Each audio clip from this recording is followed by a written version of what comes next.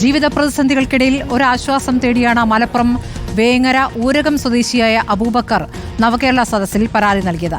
പക്ഷേ ഇന്നും അബൂബക്കറിന്റെ ദുരിതങ്ങൾ തുടരുകയാണ്. ഭിന്നശേഷിക്കാരിയായ മകൾ, രോഗബാധയായ ഭാര്യ, പ്രതിസന്ധികളോട് പൊരുതിയാണ് അബൂബക്കറിന്റെ അതിജീവനം. കഴിഞ്ഞ 10 വർഷമായി ആരോഗ്യ പ്രശ്നങ്ങൾ കാരണം ജോലിക്ക് പോകാനും കഴിയുന്നില്ല. ക്ഷേമ പെൻഷനാണ് ആകെയുള്ള ആശ്വാസം. കുടുംബത്തിന് ചികിത്സാ സഹായം തേടിയാണ് അബൂബക്കർ നവകേരള സദസ്സിലെത്തിയത്. എന്നാൽ അബൂബക്കറിന്റെ ദുരിതങ്ങൾക്ക് ഒരു മാറ്റവുമില്ല. മുബഷീർ പി അക്ബർ വിവരങ്ങളുമായി. മുബഷീർ, ഭാര്യയ്ക്കും മകൾക്കും വയ്യ എന്നുള്ള വിഷയം, അപ്പോൾ ജീവിതം മുന്നോട്ട് കൊണ്ടുപോകൽ ബുദ്ധിമുട്ടാണ്. ഇവരുടെ ചികിത്സാ സഹായമാണ് തേടിയിരുന്നത്. അതിൽ എന്തു മറുപടിയാണ് നവകേരള സദസ്സിൽ ഇവർക്ക് ലഭിച്ചിരുന്നത്?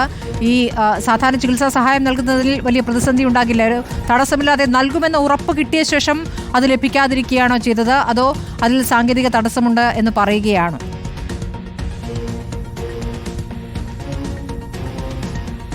സ്മൃതി, സാങ്കേതിക തടസ്സമുണ്ടെന്ന് പറഞ്ഞ് പലതവണ അദ്ദേഹത്തെ തിരിച്ചയച്ചു എന്നുള്ളതാണ് അബൂബക്കർ വ്യക്തമാക്കുന്നത്. ഞാനിപ്പോൾ നിൽക്കുന്നത് മലപ്പുറം വേങ്ങരയിലെ ഊരകം സ്വദേശിയായിട്ടുള്ള അബൂബക്കറിന്റെ വീട്ടിലാണ്. കഴിഞ്ഞ 10 വർഷത്തിലധികമായി പലതരത്തിലുള്ള പ്രയാസങ്ങൾ, പ്രതിസന്ധികൾ ഉള്ളതുകൊണ്ട് ജോലിക്ക് പോകാൻ കഴിയാതെ ജീവിതം ആ നിലയിൽ തന്നെ മുന്നോട്ട് കൊണ്ടുപോകുന്ന കാര്യത്തിൽ വലിയ നിരാശയിലാണ് അബൂബക്കർ ഉള്ളത്. അങ്ങനെ ഒരു ഘട്ടത്തിലായിരുന്നു നവകേരള സദസ്സ് എത്തുന്നത്. വേങ്ങര നിയോജക മണ്ഡലത്തിലെ നവകേരള സദസ്സിന്റെ പരാതിയിൽ അദ്ദേഹവും ആ നിലയിലുള്ള ഒരു പരാതി കൊടുത്തിരുന്നു. ഏറ്റവും പ്രധാനപ്പെട്ട കാര്യം, അദ്ദേഹത്തിന്റെ ഭാര്യ നിത്യരോഗിയാണ്, വലിയ ചിലവുണ്ട് ആ രോഗവുമായി ബന്ധപ്പെട്ട ചികിത്സകളൊക്കെ തന്നെ നടത്തണമെങ്കിൽ. അതോടൊപ്പം തന്നെ മകൾ ജന്മന ഭിന്നശേഷിക്കാരിയാണെന്ന വളരെ സങ്കടപ്പെടുത്തുന്ന കാര്യവും അദ്ദേഹത്തെ വേട്ടയാടുന്നുണ്ട് എന്നുള്ളതാണ്. അതിനൊക്കെ തന്നെ വലിയ ചികിത്സാ ചെലവുകൾ ആവശ്യമാണ്, പണം ആവശ്യമാണ്. അതിലൊരു പരിഹാരം ആവശ്യപ്പെട്ടുകൊണ്ടായിരുന്നു വേങ്ങര നിയോജക മണ്ഡലം നവകേരള സദസ്സ് നടന്ന സമയത്ത് സദസ്സിലെത്തി പരാതി നൽകിയിരുന്നത്. പരാതിയുമായി ബന്ധപ്പെട്ട ഫോളോ അപ്പ്, എന്ത് തരത്തിലുള്ള നടപടിയാണ് അതിൽ ഉണ്ടായിട്ടുള്ളതെന്ന് അറിയുന്നതിന് വേണ്ടി പല ഘട്ടങ്ങളിലായി അബൂബക്കർ കളക്ടറേറ്റിലെത്തി പരിശോധന നടത്തി, അന്വേഷണം നടത്തി. പക്ഷേ ഒരു മറുപടിയും ഉണ്ടായില്ല. 5-ലധികം തവണയാണ് അദ്ദേഹം കളക്ടറേറ്റിൽ എത്തിയത് എന്നുള്ളതാണ് വ്യക്തമാക്കുന്നത്.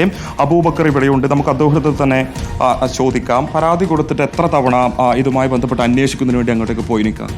അവിടെ 2-3 പ്രാവശ്യം ഞാൻ പോയിട്ടുണ്ട്. 2-3 പ്രാവശ്യം കളക്ടറേറ്റിൽ ഞാൻ പോയി അന്വേഷിച്ച് നോക്കി. ഇപ്പോഴാണ് ഈ ക്യാമറക്കാർ വന്ന് ഫോട്ടോ ഒക്കെ എടുത്ത് പോയിട്ട് ശേഷമാണ് ഞാനൊന്ന് അന്വേഷിക്കാൻ പോയത്. അതായത് പരാതി കൊടുത്തതിന് ശേഷം അതുമായി ബന്ധപ്പെട്ട് ഉത്തരവാദിത്തപ്പെട്ട ആരും ഇവിടെ ഒന്ന് പരിശോധിച്ചിട്ടൊന്നും? ആരും പരിശോധിച്ചിട്ടില്ല, വീട്ടിൽ വന്നിട്ടില്ല, ഒരു ഫോൺ കോൾ ഒന്നും ചെയ്തിട്ടില്ല, ഒരു നടപടികളൊന്നും എനിക്ക് ഒന്നും ചെയ്തിട്ടില്ല. പരാതി ഒന്ന് പറയാമോ? എന്തായിരുന്നു പരാതി? എന്തായിരുന്നു ആവശ്യപ്പെട്ടിരുന്നത്? ഇവിടെ മുഖ്യമന്ത്രിയുടെ അടുത്ത് പോയ നവകേരള സദസ്സിൽ കൊടുത്തത്, ഈ കുട്ടിക്ക് 2000 രൂപയോളം ഒരു മാസം ചെലവുണ്ട്. ഈ കുട്ടിയുടെ മരുന്നിനും യാത്രക്കൂലിയും ടെസ്റ്റിനും മാറലും കൂടി. അപ്പോൾ ഇതിനെല്ലാം കൂടി ഒരു സർട്ടിഫിക്കറ്റ് വില്ലേജിൽ കൊടുത്തിരുന്നു. അതിനെല്ലാം കൊടുത്തിട്ടാണ് ഇപ്പോൾ ഈ 3000 രൂപ പാസ്സായി വന്നത്. ഇപ്പോൾ ഈ കുട്ടിയുടെ അക്കൗണ്ടിലേക്ക് 3000 രൂപ വന്നു. അത് ഒരു തവണ 3000 രൂപ പാസ്സായിട്ടുണ്ട്. നിങ്ങൾ ആവശ്യപ്പെട്ടിരുന്നത് പതിവായിട്ട് ഇത്തരം പണം ലഭിക്കുന്ന രീതിയിലുള്ളൊരു പരിഹാരം വേണമെന്നുള്ളതായിരുന്നു. അതെ. ഞാൻ എത്രയായാലും ഈ ചികിത്സാ സഹായത്തിന് കുറച്ച് പൈസ കൂടുതൽ കിട്ടും എന്നൊക്കെ വിചാരിച്ചിട്ടാണ് കൊടുത്തിട്ടുള്ളത്. ഇത് മനസ്സിലാക്കേണ്ടത്, 5-ലധികം തവണ മലപ്പുറം കളക്ടറേറ്റിൽ കയറിയിറങ്ങിയതിനു പിന്നാലെയാണ് അദ്ദേഹത്തിന് 3000 രൂപ ഒരു ധനസഹായം ലഭിച്ചിട്ടുള്ളത്. അദ്ദേഹത്തിൻ്റെ യാത്രാ ചെലവ് തന്നെ അതിലധികം വന്നിട്ടുണ്ടെന്നാണ് വ്യക്തമാക്കുന്നത്. അങ്ങനെ ഒരു പരിഹാരമല്ല, നടപടിയല്ല അതിൽ ആവശ്യപ്പെട്ടിരുന്നത്. സ്ഥിരമായിട്ടുള്ളൊരു പരിഹാര നടപടി, അതായത് അത്രയധികം ചികിത്സാ ചെലവ് വരുന്നത് കൊണ്ട് തന്നെ ഒരു നടപടി വരുമെന്ന പ്രതീക്ഷയിലായിരുന്നു പരാതി കൊടുത്തിരുന്നത്. പക്ഷേ കേവലം ഒരു ചെറിയ തുക നൽകിക്കൊണ്ട് അദ്ദേഹത്തിൻ്റെ പരാതി തീർപ്പാക്കി എന്നുള്ളതാണ്, അല്ലേ? അതെ. ഈ പരാതി ഒരു 3000 രൂപ തന്നിട്ട് പരാതി പോലും തീർച്ചയാക്കിയെന്ന് മാത്രമേ ഉള്ളൂ. അല്ലാതെ വേറെ ഒന്നും പൈസ ആയിട്ടൊന്നും വിവരങ്ങളൊന്നും കിട്ടിയിട്ടുമില്ല, തന്നിട്ടുമില്ല, ഒരു വിവരങ്ങളുമില്ല. ഈ കുട്ടീൻ്റെ പ്രസവത്തിൽ തന്നെ ഈ കുട്ടിക്ക് തലച്ചോറിന് വളർച്ച കുറവുള്ള ഒരു കുട്ടിയാണ്. അപ്പോൾ ഇത് മാറില്ല എന്ന് പറഞ്ഞിരിക്കുന്നത്. അപ്പോൾ അതിന് നിത്യരോഗത്തിനുള്ള മരുന്നുകൾ, ചികിത്സാ സഹായത്തിന് എന്തെങ്കിലും വേണം എന്ന് വിചാരിച്ചിട്ടാണ് ഇത് കൊടുത്തിട്ടുള്ളത്. പ്രതീക്ഷയോടെ തന്നെയാണ് പരാതി കൊടുത്തിരുന്നത്. പ്രതീക്ഷയോട് കൂടെ. അപ്പോൾ പ്രതീക്ഷ പറഞ്ഞാൽ നമ്മൾ വിചാരിച്ചമാതിരിയുള്ള പ്രതീക്ഷകളൊന്നും നമുക്ക് ലഭിച്ചിട്ടില്ല, കിട്ടിയിട്ടില്ല.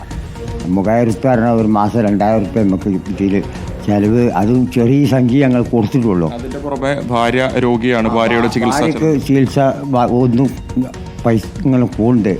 മരുന്നുകളെല്ലാം കൊണ്ട് അതിൻ്റെ ബുക്കുകളെല്ലാം ഉണ്ട്. മരുന്ന് കൊടുക്കണം, മരുന്ന് അടക്കം പെടുന്നുണ്ട് 2 പേർക്കും. അപ്പോൾ അതിനൊന്നും ഞങ്ങൾക്കിപ്പോൾ ഒന്നും സഹായങ്ങളൊന്നും കിട്ടിയിട്ടില്ല. ഭാര്യയ്ക്ക് 1 രൂപ പോലും കിട്ടിയിട്ടില്ല, ഒരാഴ്ചിട്ടില്ല. അതിന് പരാതി മലപ്പുറം കൊണ്ട് കാട്ടി. ജോലിക്ക് പോകാൻ പറ്റാത്ത ഒരു ജോലിക്കും പോകാൻ വയ്യ. എനിക്ക് എൻ്റെ തടി കൊണ്ട് ഒരു ഒത്തിനും വയ്യാത്ത രീതിയിലാണ് ഞാനിങ്ങനെ നടക്കുന്നത്. ഈ കുട്ടികൾ എൻ്റെ ഭാര്യനെ നോക്കിയിട്ട് ഇങ്ങനെ നടക്കണേ. അപ്പോൾ അതുകൊണ്ട് അവർക്ക് തന്നെ രണ്ടാൾ കിടന്ന് മൂത്രയിക്കലും പിന്നെ തോറലും പാത്രവും എല്ലാം ഇവിടെ തന്നെയാണ് ഈ റൂമിൽ. അല്ലാതെ ഈ കുട്ടീനെ ഒന്നിനും ചെയ്യാൻ പറ്റണില്ല. സ്മൃതി, നമുക്കറിയാം കേരളത്തിൽ തന്നെ ഏറ്റവും അധികം പരാതികൾ ലഭിച്ച നവകേരള സദസ്സിൽ ലഭിച്ച പരാതികൾ ഒരു ജില്ല കൂടിയായിരുന്നു മലപ്പുറം ജില്ല. അതിൽ ഇത്തരത്തിൽ മനുഷ്യൻ്റെ പലതരത്തിലുള്ള പ്രശ്നങ്ങൾ അഡ്രസ്സ് ചെയ്യുന്ന രീതിയിലുള്ള പരാതികൾ ഉണ്ടായിരുന്നു. അതിലൊരു വിഷയമാണ് ഇപ്പോൾ അബൂബക്കറിൻ്റെ പ്രശ്നം. അദ്ദേഹം വിവരിക്കുകയുണ്ടായി. പല ഘട്ടങ്ങളായിട്ട് ഇതുമായി ബന്ധപ്പെട്ട് അന്വേഷിക്കുന്നതിന് വേണ്ടി കളക്ടറേറ്റിൽ പോയിരുന്നു, കാര്യങ്ങൾ ചോദിച്ചിരുന്നു. ഒരു തവണ 3000-ഓളം രൂപ ധനസഹായമായി പ്രഖ്യാപിച്ചു. അത് തങ്ങളുടെ ബാങ്കിലേക്ക് ഇട്ടിട്ടുണ്ടെന്നായിരുന്നു കളക്ടറേറ്റിലെ ഉദ്യോഗസ്ഥർ പറഞ്ഞിരുന്നത്. ബാങ്കിലേക്ക് വന്നിട്ടുണ്ടോ എന്ന് പരിശോധിച്ചില്ല എന്നുള്ളതാണ് അദ്ദേഹം വ്യക്തമാക്കുന്നത്. എന്നാൽ സ്ഥിരമായിട്ട് ഈ ഒരു വിഷയത്തിൽ നടപടി വേണം, ഒരു സ്ഥിരമായിട്ടുള്ള ധനസഹായം ഇതിൽ സർക്കാർ ചെയ്തു തരണമെന്നുള്ളതായിരുന്നു ആവശ്യപ്പെട്ടത്. നേരത്തെ അദ്ദേഹത്തിൻ്റെ മകളുടെ അവസ്ഥ കണ്ടതാണ്, നമുക്കത് ദൃശ്യങ്ങളിൽ കാണിക്കാൻ പറ്റില്ല. അത്രത്തോളം വേദനപ്പെടുത്തുന്ന കാഴ്ചകളാണ്.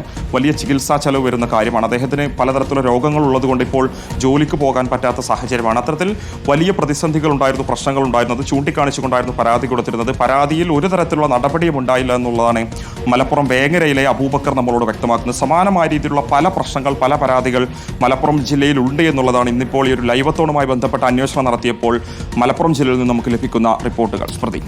ശരി, മുബഷീർ പി അക്ബറാണ് ഒരു കുടുംബത്തിന്റെ ഗതികെട്ട അവസ്ഥ വ്യക്തമാക്കി തന്നിരിക്കുന്നത്.